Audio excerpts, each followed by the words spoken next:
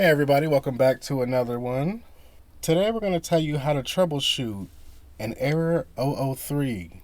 Now an error 003 usually means your Roku TV is having trouble connecting with Roku's servers.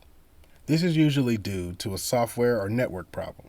To check the network, go to Settings, then Network, then to check connection. If the connection isn't good, go ahead and restart your router. If the connection is good, then you possibly need a system update.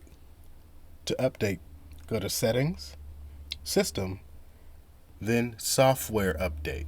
If it still hasn't resolved the issue, as a last resort, you can do a factory reset.